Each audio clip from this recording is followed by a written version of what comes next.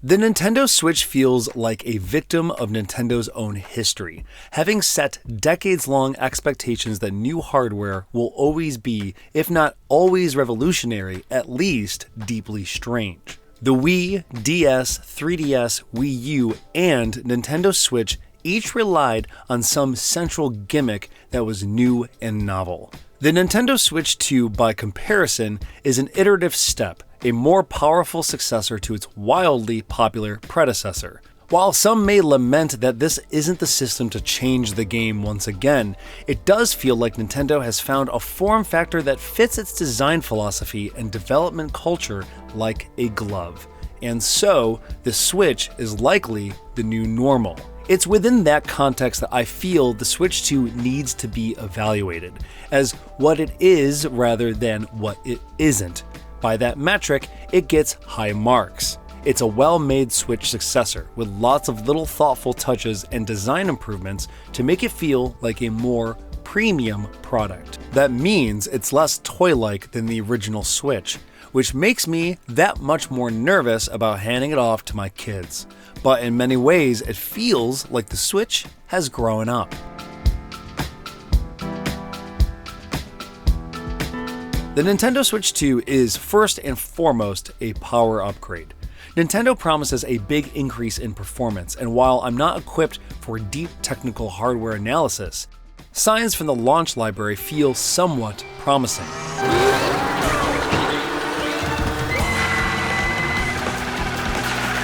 Nintendo's own banner first-party game, Mario Kart World, looks far and way better than anything the old Switch could offer. The third-party Cyberpunk 2077 serves as another positive demonstration. While not perfect, it looks good and plays reasonably well, something that would not have been possible on Switch 1. But the results across the board do seem somewhat mixed, as the performance of Hitman World of Assassination is disappointing, particularly in docked mode, where you can't benefit from support for a variable refresh rate. Nintendo hasn't usually attempted to design hardware that is the absolute best in class, but the Switch 2 feels so far like it's at least keeping pace with the PS5 and Xbox Series X and S. Not quite a match for those competitors, but at least in the same ballpark. Time will tell how future-proofed it is, but as a handheld system that seems roughly on par with the competitive handheld PC market, it succeeds.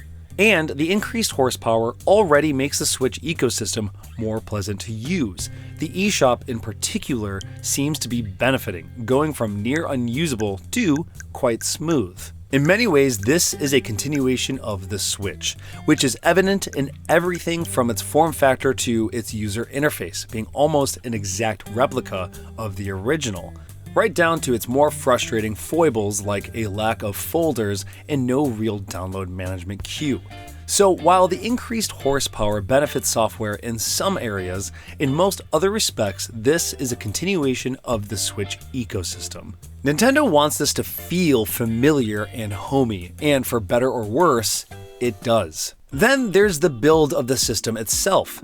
In some ways, this is where the hardware has been most notably improved to have that more premium fit and finish appeal.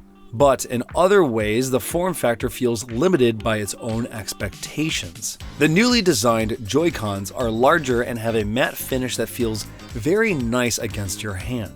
They're also now magnetic, which I was skeptical about, but I've since turned into a magnetic Joy-Con believer and evangelist. The ability to quickly snap them into place and then hit the release button to snap them off just feels immediately better than gliding the controllers along the rail, and seems likely to avoid some of the unfortunate wiggle that would set in on the old Joy-Cons. The new Joy-Cons also introduce mouse functionality, which works shockingly well.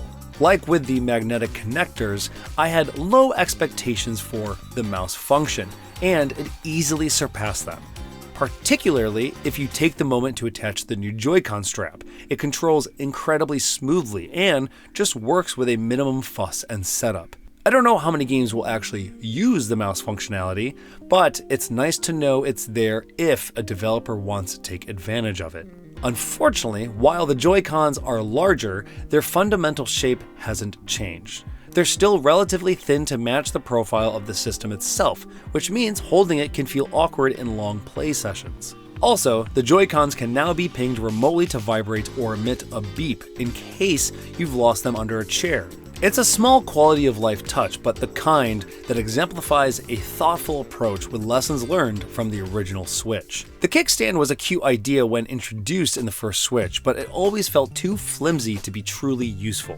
The Switch 2 kickstand, by comparison, is substantial and solid, and has been the unsung hero of the system.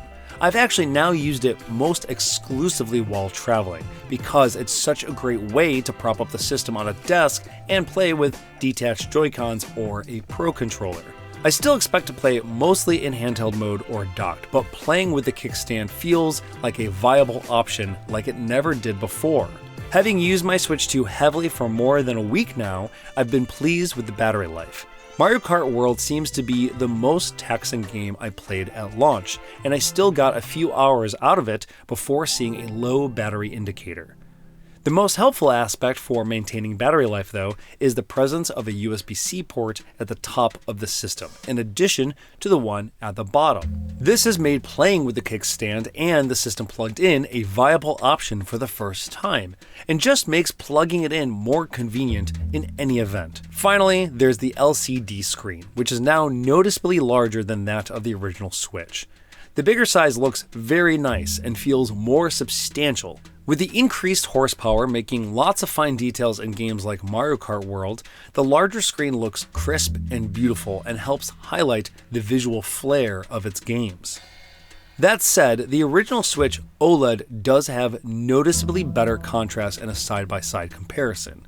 The difference is less stark than I expected, but there is a difference. So the Switch 2 LED display is a slight downgrade from that higher-end Switch 1.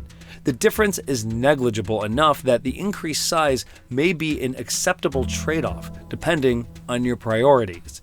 Personally, I prefer the larger screen, which is also noticeably bigger than my first-gen Steam Deck.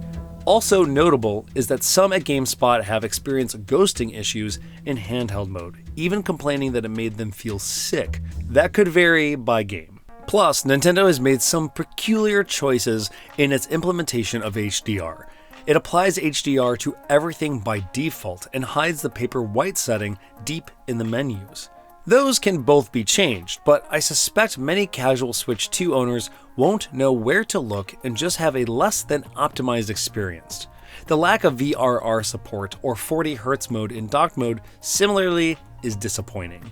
When you buy a new video game system, naturally you want to play some video games. At launch, the Switch 2 library is relatively thin, with a few absolute standouts. That means that early adopters will mostly be investing in the potential it holds for the future.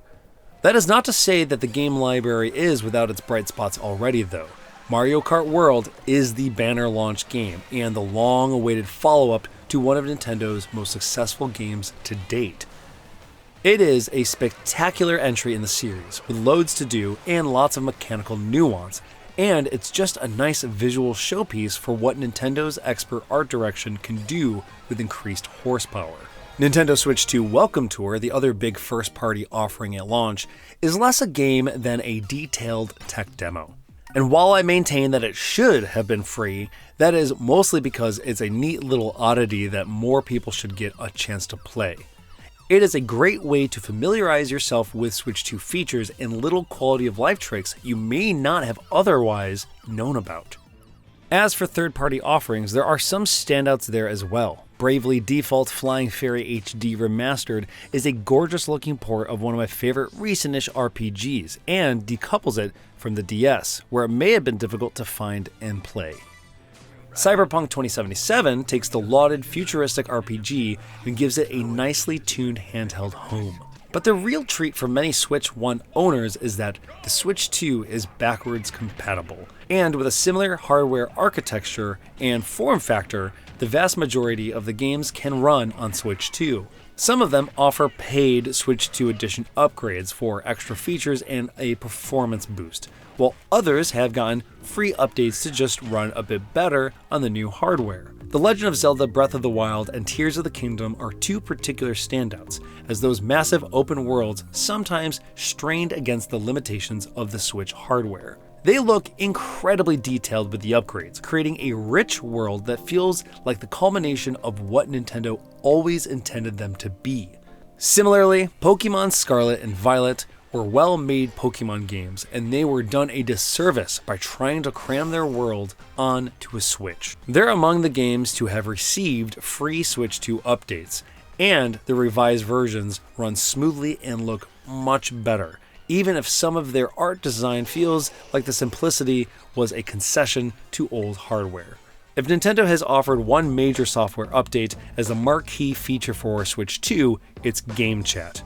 After a half-hearted effort at social hooks managed through the Nintendo mobile app on the original Switch, this represents a built-in option for talking with friends, including the theoretically whiz-bang option to see your friends' games in addition to hearing their voices. While the feature looked rough in Nintendo's own debut footage, and it certainly is slightly choppy in practice, I've been pleasantly surprised with Game Chat.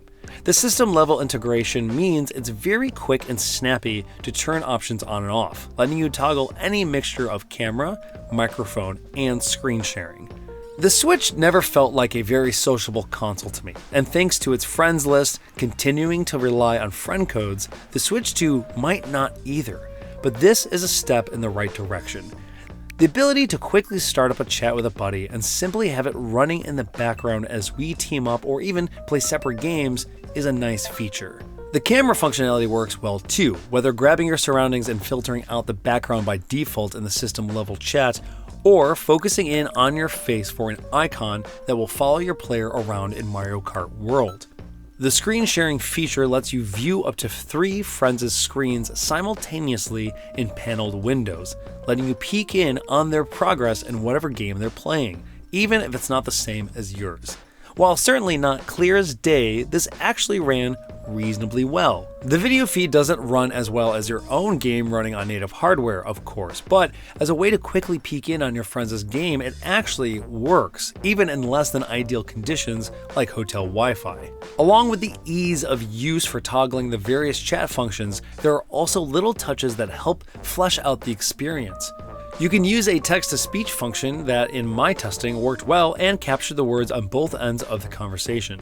You can highlight a game your friend is playing and hop right into its page on the Nintendo eShop, which may help discoverability. That ease of use does make it stand out when finding small hiccups that don't work exactly the way you'd think.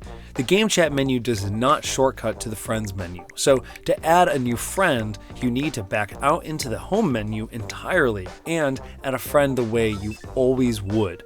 Only after that are you able to invite them to a Game Chat. The placement of the Game Chat button is also a little confusing since it's so close to the much more often used Home button. I've definitely pressed Home when I meant to press Game Chat and vice versa more than once. This will probably just be a matter of adjustment, and Nintendo did make the buttons different shapes to help your fingers learn the difference, but mine haven't yet. Over the last several consoles, Nintendo has been the scrappy underdog. Its experimental approach was an apparent way to compensate for the fact that it was getting outpaced in hardware by the likes of PlayStation and Xbox. The Wii Remote controller, the 3DS's glasses-free 3D feature, and even the original Switch's hybrid console-handheld approach were all born out of an attempt to take on the juggernauts without matching their power. But now, the Switch is one of Nintendo's most successful pieces of hardware of all time. For the first time in a long time, the rest of the industry is following Nintendo's lead, as evidenced by the emergence and growing popularity of handheld PCs and re-exploration of handheld gaming by Sony and Microsoft. So it should not come as a surprise that Nintendo is a little less daring this time around. The Switch 2 is fully a successor to the original Switch, with many of the same high highs and low lows of the original. It does feel like a more premium piece of hardware, and some thoughtful improvements like the magnetic Joy-Cons and Game Chat are nice to have. But as always with Nintendo hardware, the real treat is Nintendo's own software. Thanks to its increased horsepower, the Nintendo Switch 2 should be able to reasonably handle high-end, third-party games like Cyberpunk 2077, alongside Nintendo's exclusives like Mario Kart World. That is a major advantage that its competitors can't match, and more than reason enough to make me a happy Switch 2 owner.